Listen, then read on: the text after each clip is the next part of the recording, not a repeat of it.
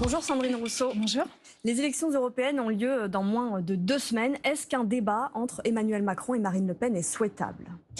Non, mais en fait, la Macronie est en train de transformer la lutte contre l'extrême droite et son accession au pouvoir en une espèce de show médiatique permanent. Donc, on a eu Gabriel Attal face à Bardella, où on comptait les points, un peu comme dans les talk-shows. Enfin, vraiment, c'est pas du tout à la hauteur. C'est pas du tout à la hauteur. Et moi, je commence vraiment à m'inquiéter de l'indigence, en fait, de ce pouvoir, quoi, qui ne comprend pas ce qui est en train de se passer et qui transforme ça en des espèces de duels télévisuels, comme les jeux du cirque. Mais enfin là, on parle de l'arrivée possible de l'extrême droite au pouvoir en France, dans un des pays principaux de l'Europe. Enfin, on plaisante pas avec ça en fait, et on fait pas un show, quoi. En 2019, la liste de Yannick Jadot avait créé la surprise, 13,4% des voix. Aujourd'hui, rien ne laisse espérer un tel score. La liste portée par Marie Toussaint se rapproche même dangereusement de la barre des 5%. Pourquoi ça n'imprime pas ? Bah ça, on en fera le bilan après les élections. Et oui, il y a des choses qui, sans doute, auraient dû être faites différemment. Maintenant, moi, je voudrais juste appeler les électeurs et électrices en disant que là, on est dans un moment très important sur le plan climatique. Tout s'emballe. Il y a 9 limites planétaires. On en a atteint 7. On en a dépassé 7. C'est-à-dire que là, on va dans un monde qui possiblement devient non maîtrisable, chaotique. En fait, là, on a besoin des écologistes pour éviter vraiment le pire et puis pour construire une autre société, une société du bien-être, une société de la réparation, une société du soin, une société où on ne prend pas les animaux comme uniquement des morceaux de viande. Mais enfin, voilà, qu'on change vraiment notre rapport à la nature, notre rapport au monde. C'est maintenant que ça se joue. On a absolument besoin de ces députés écologistes dans l'hémicycle de l'Europe.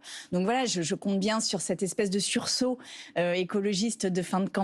Et je suis sûre qu'on aura des députés, mais vraiment là maintenant il faut se mobiliser et aller aux urnes, quoi. Oui. Ils sont partis où, vos électeurs, du coup ? Ils sont partis chez Raphaël Glucksmann, qui fait une percée. Ils sont partis chez Manon Aubry. Ils sont partis où ? Je pense qu'ils sont partis partout, et puis surtout il y en a aussi qui iront à la pêche ce jour-là parce qu'ils en ont ras-le-bol que la gauche arrive désunie, qu'elle se tape dessus, que l'essentiel des éléments de langage ce soit pour taper les copains à un moment où l'extrême droite encore une fois est aux portes du pouvoir, où le réchauffement climatique s'emballe, où la crise sociale est telle qu'il y a une partie des Français et Françaises de plus en plus importante qui est en mode survie, c'est-à-dire qu'ils n'arrivent même plus à voir la fin du mois, puisqu'ils n'arrivent même plus à voir le 10 du mois.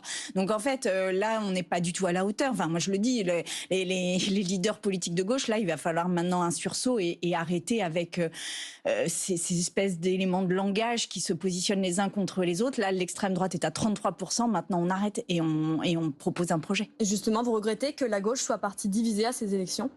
Vous connaissiez ma position, voilà, je ne vais pas la redire. Maintenant, on est dans cette situation. On a fait ça pour avoir le plus de députés possible. C'était ça l'argument. Maintenant, il faut qu'on ait le plus de députés possible. Et j'appelle vraiment les électeurs et électrices en disant, là, on a besoin d'écologie. Ce serait extrêmement grave qu'il n'y ait pas d'écologie. Mais ces électeurs, justement, ils sont davantage motivés, apparemment, par les enjeux nationaux, comme l'immigration, comme le pouvoir d'achat.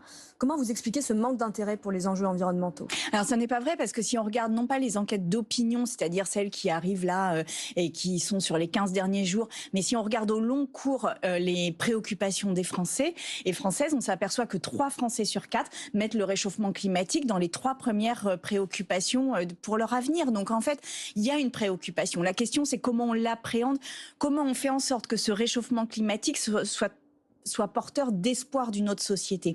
Et moi je le dis, voilà, la société qui respecte le climat, la société qui respecte la nature, c'est une société où on produit moins de biens que l'on jette immédiatement, c'est une société sans plastique, mais par contre c'est une société du temps, une société du soin, une société où vraiment on change notre rapport aux autres et à la nature, et on se dit que en fait nous faisons partie de ce monde-là, et c'est une société de la réparation où on n'a pas peur des pesticides, où on n'a pas peur pour sa santé. C'est une société où on a du temps libre, où on a des services publics de qualité, où on travaille moins, où on tue pas sa santé au travail. Enfin, voilà, c'est une société du bien-être en fait.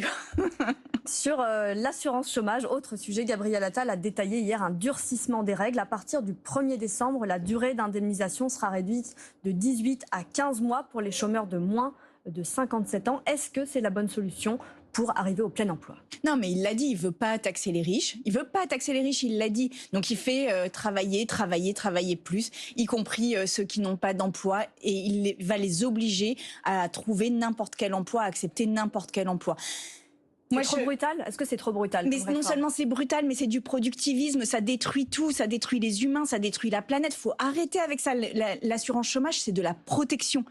C'est pas de la charité, c'est un droit que nous nous sommes accordés dans notre société. Nous payons pour ce droit, en fait, pour avoir le droit d'avoir le temps de trouver un emploi qui corresponde à nos compétences, à notre ancienneté, à ce que l'on veut faire. Et pourquoi cassent-ils tout, en fait ? Au nom de quoi font-ils ça ? C'est uniquement dans un seul but, c'est de diminuer les dépenses sociales. Parce qu'en fait, la France s'est engagée auprès de l'Europe à diminuer de 5 points de PIB les dépenses sociales. C'est ça la réalité. Est-ce que véritablement c'est ça notre projet de société ? Est-ce que c'est véritablement cela que l'on veut ? Est-ce que c'est le fait que les plus vulnérables, les plus pauvres, ceux qui n'ont pas d'emploi, ceux qui sont en transition, soient les premiers à payer, en fait ? Est-ce que c'est là-dessus qu'on met la pression ? Est-ce que c'est sur leurs épaules à eux qu'on a besoin de mettre la pression, alors que les riches sont en train de faire sécession du bien commun, alors que leur taux d'imposition n'a pas cessé de diminuer ? Est-ce que c'est cette société-là qu'on veut, où il y a une espèce d'explosion comme ça en deux pôles, les plus riches d'un côté, les plus vulnérables de l'autre ? Moi, en tous les cas, ça n'est pas ma société, et c'est pour ça aussi qu'il faut des écologistes. Le projet de loi sur la fin de vie arrive dans l'hémicycle cet après-midi, mais le texte initial du gouvernement a été remanié par la commission spéciale. Pour être très clair, la notion de pronostic vital engagé à court ou moyen terme a sauté au profit d'une notion de phase terminale ou avancée de la maladie. Est-ce que ça va trop loin selon vous, ou est-ce que c'est ce qu'il faut Non, faire ? au contraire, c'est exactement la bonne formulation, puisque pronostic vital engagé à court ou moyen terme, ça veut dire qu'on oblige les médecins à se transformer en des espèces de Madame Irma du pronostic vital. C'est-à-dire dans combien de mois, en fait, les personnes peuvent mourir, ce qui est quand même pas du tout leur métier. Leur métier,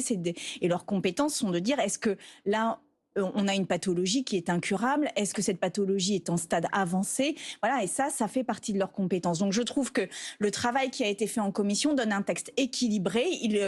Il sanctifie aussi un droit à l'accès aux soins palliatifs. C'est un texte équilibré, il va falloir le défendre en hémicycle. Donc ça permet d'intégrer des malades, par exemple, qui souffrent de la maladie de Charcot ou d'une sclérose en plaques, qui avant n'auraient pas été concernés par cette aide à mourir. Exactement, le texte qui sort de la commission, il permet de prendre en compte la maladie de Charcot, les scléroses en plaques, les malades de Parkinson.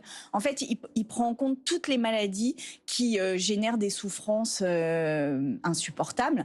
Donc, il faut garder ce texte. C'est un sujet très délicat auquel vous avez d'ailleurs été confronté personnellement avec votre mère. Quelle serait la bonne mesure, le bon équilibre à trouver selon vous entre cet accès aux soins palliatifs et cet accès à l'aide à mourir ? Moi, je pense que ça doit être un texte qui donne deux nouveaux droits.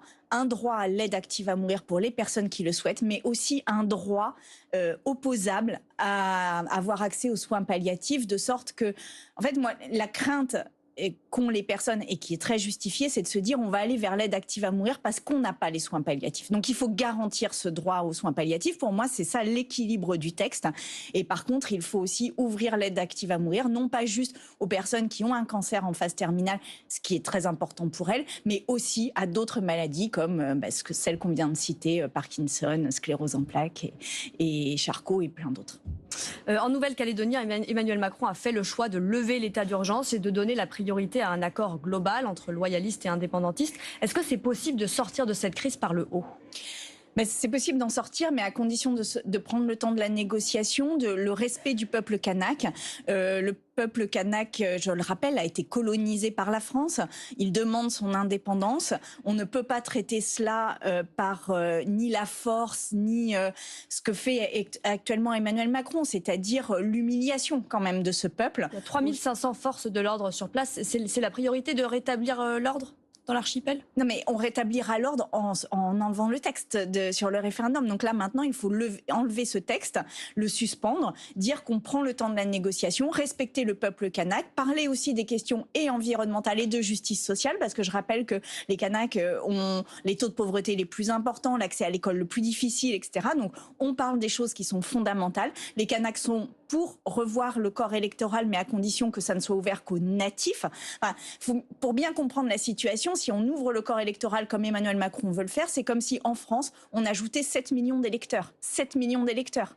Donc en fait, non. Je veux dire, ça n'a aucun sens. Donc là, maintenant, on sort de ce rapport de force. On ne gère pas une décolonisation, puisque c'est de cela dont il s'agit, par le rapport de force. On le fait par la concertation. Merci beaucoup, Sandrine Rousseau, d'avoir répondu à nos questions ce matin. Merci beaucoup, Caroline Motte.